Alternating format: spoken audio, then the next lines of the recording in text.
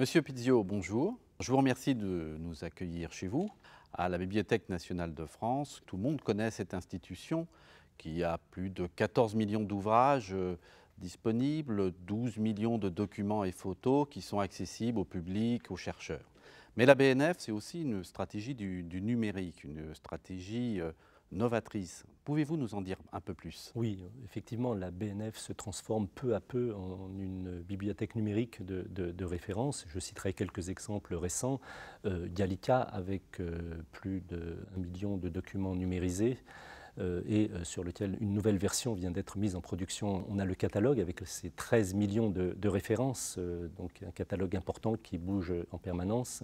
Il y a en 2009 le dépôt légal, l'extranet du dépôt légal éditeur qui a été mis en production et qui permet aux éditeurs de pouvoir déclarer leur dépôt en ligne. Il y a bien évidemment toute l'offre culturelle de la BNF, donc à travers les expositions virtuelles, les dossiers pédagogiques et les conférences en ligne. Et enfin, le dernier né, Platon, qui est la plateforme de transfert des ouvrages numériques.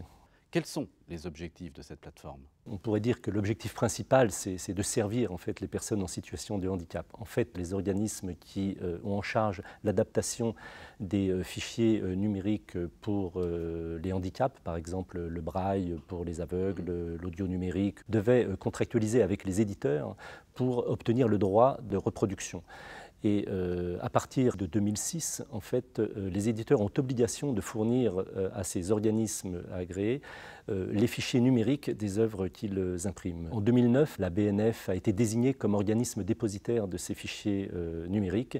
Et donc, la plateforme Platon a été créée pour cela et la BNF organise l'ensemble des transferts de ces ouvrages. Concrètement, comment cela va-t-il se passer? Bien, c'est assez simple. Les organismes adaptateurs feront leur demande à partir d'un portail mis à disposition par Platon. Cette demande sera transmise à l'éditeur après avoir été vérifiée. L'éditeur recevant la demande aura 2 mois pour transférer le fichier dans la plateforme Platon. Et ensuite, le fichier sera stocké, sécurisé dans la plateforme et transmis aux organismes adaptateurs qui ont été demandeurs. C'est une plateforme d'envergure. Quelle informatique sous-tend ce projet?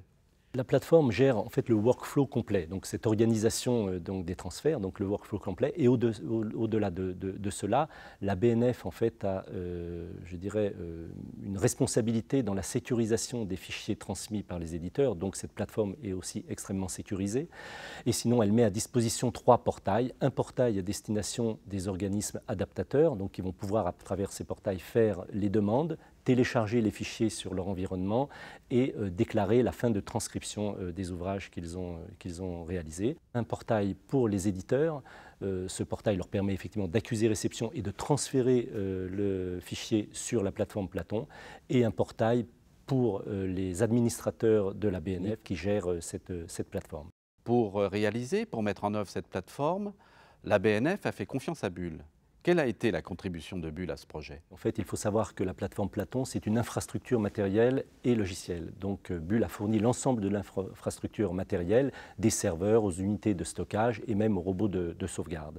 Et pour la partie logicielle, nous nous sommes appuyés d'ailleurs avec Bull sur la forge de logiciels et donc nous avons pu échanger. C'était quelque chose qui nous semblait à nous extrêmement intéressant dans ce contexte-là pour éviter tous les effets de tunnel. Bull a proposé d'avoir une méthodologie itérative pour développer le logiciel, ce qui nous a permis sans aucun doute de tenir les délais qui étaient quand même extrêmement courts puisque la plateforme a été développée en environ 7 mois, ce qui était extrêmement juste compte tenu du volume des développements à effectuer. Pour ce projet, vous avez fait le choix de composants open source. Pourquoi?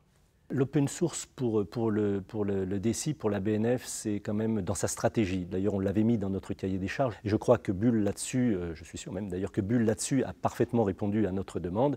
Et tous les composants de Platon, peut-être sauf le robot de sauvegarde qui est très particulier, est basé sur des composants. Donc pour nous, c'est une stratégie dans laquelle nous allons de plus en plus. Serge Pizzio, merci et longue vie à Platon. Merci.